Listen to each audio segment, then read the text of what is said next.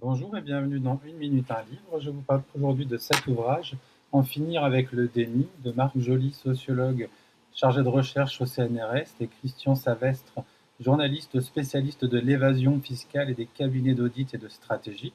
Un ouvrage détonnant aux éditions Anamosa 2026.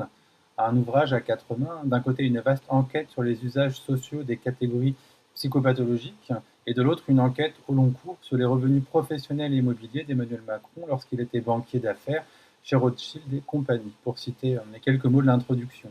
Alors l'ouvrage revient donc sur ce concept de déni. On parle d'ailleurs de déni au pluriel, déni de démocratie, de réalité, de justice, mais pas seulement. L'angle fort de l'ouvrage s'attelle à ce qu'on appelle le déni pervers, et ce déni pervers s'inscrit dans une démarche de maintien de la domination dans un contexte suprémaciste andro-racial. Alors l'idée derrière est notamment de discréditer le pire ennemi des institutions dominantes, c'est-à-dire le savoir réflexif. Et cela me rappelle tout le travail sur l'anti-intellectualisme. Alors le déni pervers ne concerne pas uniquement d'ailleurs la personne en photo, aussi appelé le Mozart de l'opacité, entre parenthèses, et des finances. On a tout un système organisé dans des logiques d'auto-victimisation, de post-vérité, de patriarcat-capitalisme, de grotesquerie, de gaslighting sous toutes ses formes. Le déni pervers est cette opération qui consiste en conséquence à ôter toute valeur à une réalité pourtant tangible, à la traiter comme si elle n'existait pas. Ce qu'elle aspire à être ou à voir reconnu, c'est-à-dire son autonomie, est réduit, doit être réduit à moins que rien, deux points, pire que le néant, l'inanité.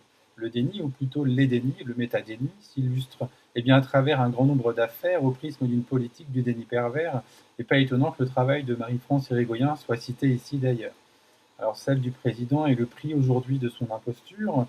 On a également les procès et affaires comme celle de Mazan ou encore l'affaire Bétara, mais d'autres dénis s'ajoutent ainsi, comme celui du viol conjugal, le déni collectif ou encore le déni de la culture du viol.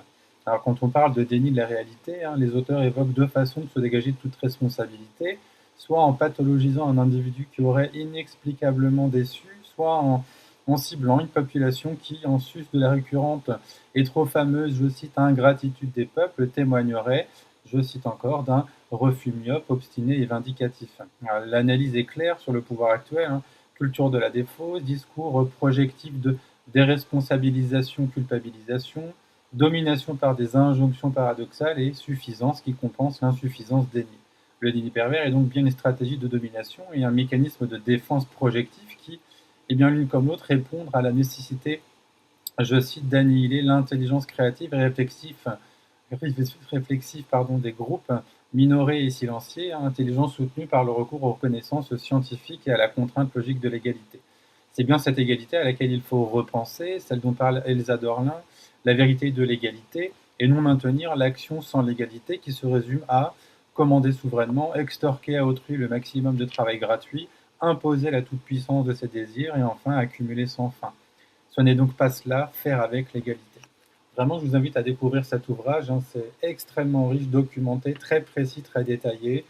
Voilà, ça en dit long en tout cas sur finalement le constat actuel. Je vous souhaite une bonne lecture, une bonne découverte et à bientôt.